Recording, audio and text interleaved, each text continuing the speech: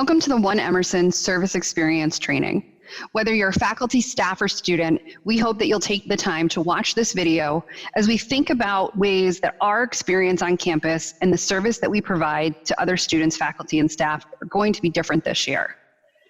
The goal of this training is to commit to creating a caring and supportive customer service experience, to identify ways your department's service may need to shift because of COVID-19 measures, and to utilize tips and resources to help you and your team take care of your customers and of each other.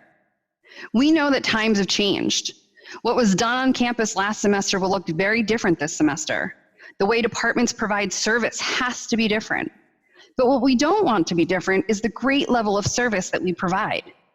In times when stress is high, it isn't enough to just deliver service in an efficient way. Care, empathy, understanding, trust, and even vulnerability will be crucial to also delivering a positive customer service experience. No matter what phrase you use to describe yourself, we are asking everyone to commit to caring for yourself and of each other. Whether you're student, faculty, or staff, supervisor, student worker, on campus or off, in person or remote, we're all in this together. And that's more than just a slogan. We are One Emerson, and our collective community responsibility has never been more important. We are experiencing a shared trauma right now that has been going for the last 6 months. And it's more important to remember that each one of us deals with this differently. The effects of trauma ripple like water drops in a pool. When we have multiple drops, experiences overlap, bump into each other, or create a wave over someone else's drop. These skills will be key to delivering a caring and supportive service experience. I may even go as bold as saying that these skills are more important than any technical skills you may need for your job. When we have an awareness and understanding of how trauma affects society, culture, and communities, we can approach each other from a more compassionate place. Connection. Sometimes in an environment providing service, it can feel like a you versus me situation. You're telling me I can't do something, you're telling me I can't have something, or you're the barrier to whatever it is that I'm trying to do. Or on the flip side, I need help, I don't like to ask for help, I'm uncomfortable because I'm now coming to you, and I don't really know how to ask what it is that I'm looking for. Add in when people are stressed, or when policies and processes have changed, that antagonistic feeling can increase even more.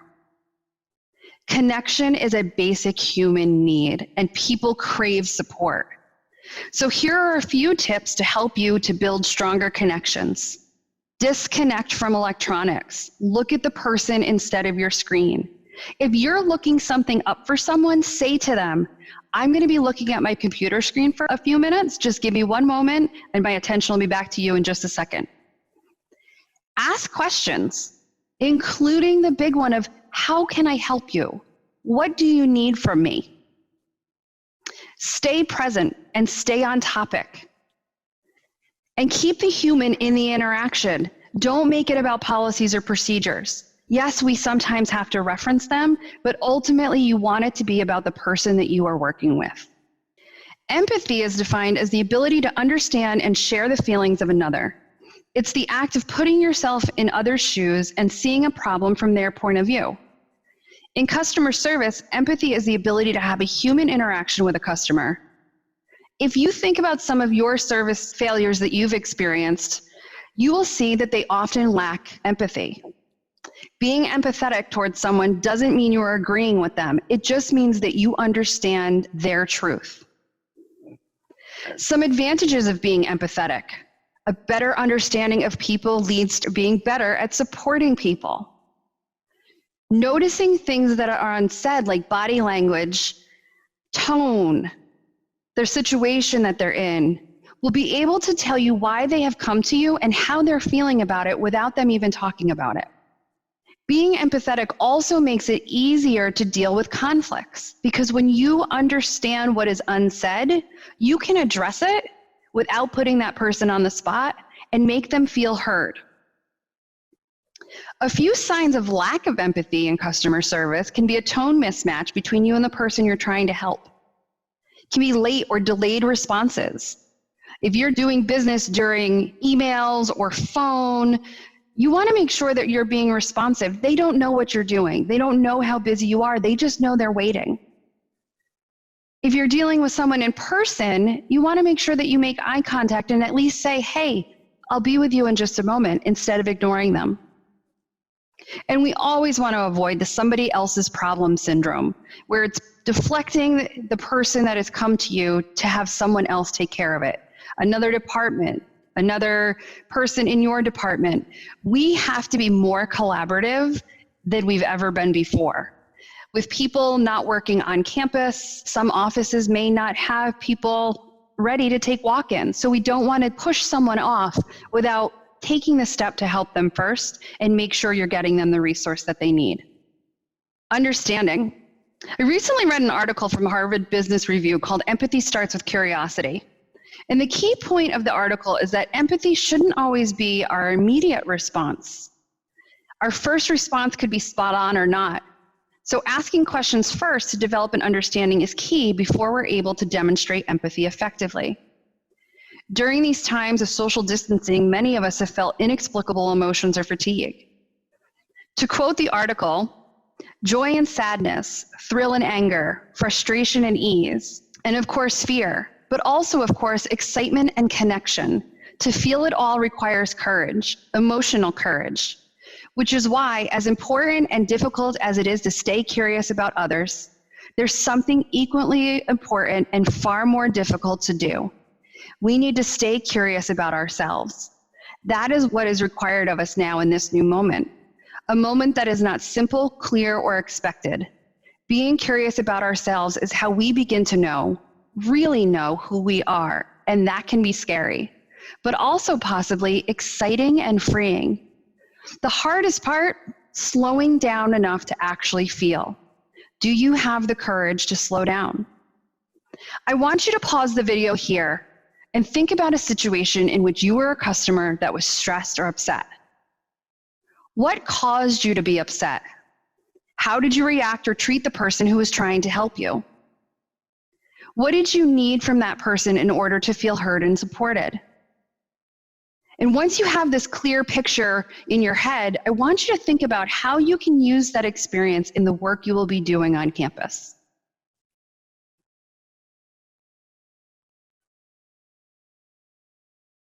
Vulnerability, resiliency, and trust. These three we're going to talk about in an integrated way because they're sort of like what came first, the chicken or the egg.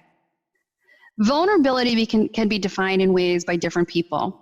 Example definition phrases could be showing up and being seen, being brave and showing who you are, putting yourself out there, admitting you don't know something, accepting responsibility, and engaging in conversation that is uncomfortable. What does vulnerability and being vulnerable mean to you? When you're working, demonstrating a certain amount of vulnerability happens whether intentional or not. We aren't all going to know the answers to everything. But being okay with admitting that you don't know an answer may be uncomfortable with you. You may fear the reaction of the person you're helping. You may have concern that your supervisor may be upset that you didn't know something. This is where both trust and resiliency come into play. Resiliency is all about bouncing back. Overcoming a mistake, an upsetting conversation can be hard in the workplace. But knowing that you have handled the situation with empathy and understanding and have faith that you did will make it easier. Trust is another one that has many meanings to different people. Believing in someone, feeling you'll be treated fairly and with respect, and knowing your team will be supportive are key. All of these things are also important for the person you're trying to help. Demonstrating empathy and understanding helps build that trust. Looking into something for someone instead of a quick no helps build that trust. And making sure you follow up with anything that hasn't been finalized demonstrates accountability, which also increases trust. The conversations that come when faced with a problem or a knowledge gap can be our greatest opportunities to learn and grow. Saying to someone, I don't know the answer to your question, but together let's talk to my colleague or supervisor, demonstrates vulnerability, trust that your colleague or supervisor will be there for you, and the resiliency of working through a difficult situation. Going back a bit, you also foster greater connection with the customer and your colleagues by working together. Because as we started with, we are all in this together. So I wanted you to think about these 4 pillars of great service experience. And these are adapted from a book called Stellar Customer Service, Training Library Staff to Exceed Expectations.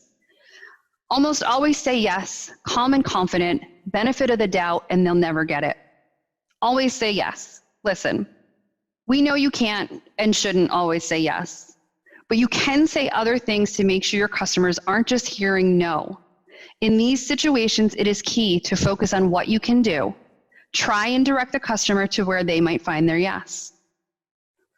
Calm and confident. Be nice yet firm about the policies. Remember that the patron, you are in a position of authority and power.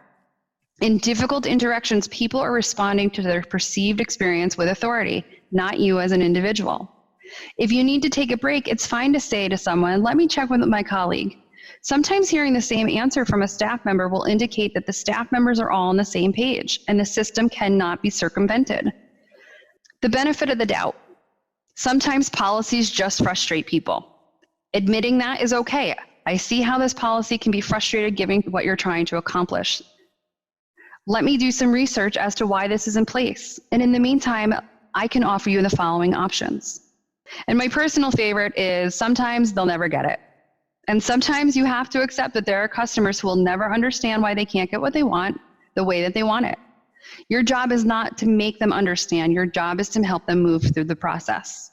As long as you're doing these things in a polite and respectful way, willing to partner and collaborate with the person that you're trying to help, and providing information in an organized, effective, and responsive way can help you get to the situation or the solution that both parties are trying to get to. These are just some examples of phrases that you might use when you're working with someone in one of these zones. And this is a good time to mention that after this, you will have a link that will have other resources that we mentioned here, the article, as well as some things that are moving forward, that you'll be able to click on to get more information on how to handle these different things. It'll also include a copy of the slide deck so that you have this to go back to. If a patron expresses a complaint to you, first try to respond to their concern yourself. Validating while directing the patron to relevant policies is appropriate. Using techniques like mirroring and paraphrasing their concern will help patrons feel heard, and this can help de-escalate a situation. Additionally, here are 3 different websites that you'll be able to go to for different tips on how to use verbal de-escalation, handling difficult customers. Objective number 2 of this training is to identify ways your service of the department might need to shift. So some scenarios to consider the impact of your service, right? Specific to COVID-19, we have capacity of spaces in place. Some areas are requiring appointments. You might have to do work around enforcing social distancing and face covering, including with people who might be your friends, all while still providing a personalized service. So this section really is more about homework that you and your team have to do. Because each person working in your department, from the manager to the part-time employee to the student who might only work 5 hours a week, each person in the department, whether they're working in person or remote, should work together to address how your service will be adjusted this semester. So here are some questions to ask as a group. What information do I need to know at the start of my shift? This is probably a huge one that's going to need to be asked a couple times each week. Why? Our information is changing rapidly. What are the expectations in regards to these things? Do we require appointments? Are they 10 minutes, 15 minutes? How far in advance do they have to be booked? What should we be doing if someone isn't wearing their face covering? How do we handle an upset person because of one of these things? As a team, how should we share feedback? If I work on Monday and come into a situation that we haven't talked about yet, how do I make sure everyone else on my team knows what occurred so that we can all learn and grow from it? And then lastly, do we need to update anything? Think about your website, email templates, documents that might not yet reflect any of the changes in place for this semester.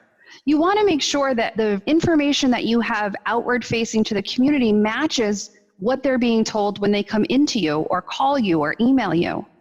There's nothing more frustrating to me when I reach out to someone and get an answer and say, but that's not what your website says. So you want to make sure that you're going through and making sure all of these things match.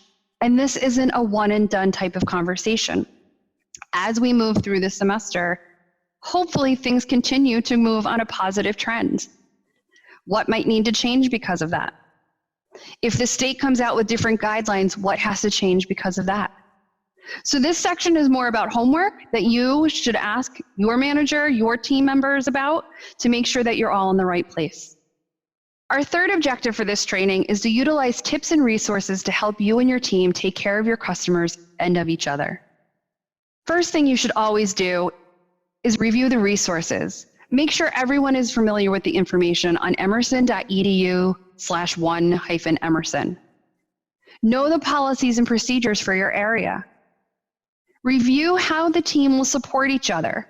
That includes how will you work with a team member who might be remote when you are on campus? How do you make sure that you are identifying ways to communicate with each other? Maybe not everyone works the same hours and you need to make sure that people are getting the information. Team support. Establish internal guidelines. How will you support each other? Put people first. This doesn't mean just put your customers first. You want to put each person on your team first. Regardless of how busy you are, people are the priority. Be an advocate for yourself, for your team, and for those that you are helping. If something doesn't make sense, question it. Share problem solving and solution finding. It is not always the manager's job to figure things out. Every single person on the team has a responsibility to identify problems as well as help find the solutions to them. Check in with each other. Ask how you're doing regularly. Don't assume everyone is fine. Again, going back to that shared trauma and the stress and all of the different emotions that we might be feeling. Communicate, communicate, communicate, communicate early and often. What might work one week might not work week 2. Be open and honest with your experience as the employee and talk to the team about what might need to be adjusted. For those sending out information via email to the team, include what is most important first, or the priority items. That will help everybody stay clear as to what needs to be addressed and how it should be addressed.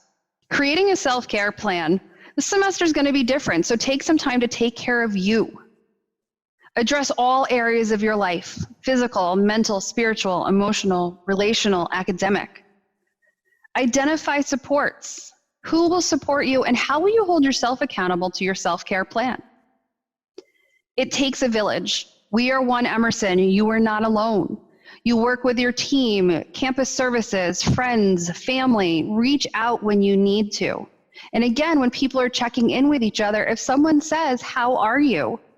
take the time to say, "I'm okay, but I need some help with this."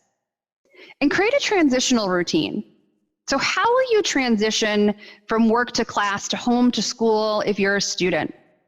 How will you transition if you're working remotely and you get up from one room to go to another room with no real commute in between? Keeping balance and distance from work is important. That might mean making sure you get up and eat in a different location than where you're working. But going through and thinking about it and saying, this is how I'm going to do this, and then reevaluate after a week or so to see if it is in fact helping you with your stress and balance between life and work. Next steps and follow-up resources. So we ask that you go to the website listed here. On it is a very short quiz, and I mean really, really short, I promise. This is more so we can just track who's completed the training video. The links to all of the resources that we provided here are also included. Like I said, it will also include a copy of this slide deck, as well as links to the recorded version should you ever want to go back to it. Thank you for all that you're doing for the Emerson community. We are in this together, and we couldn't do it without you. Have a great semester, good luck, and thanks for being you.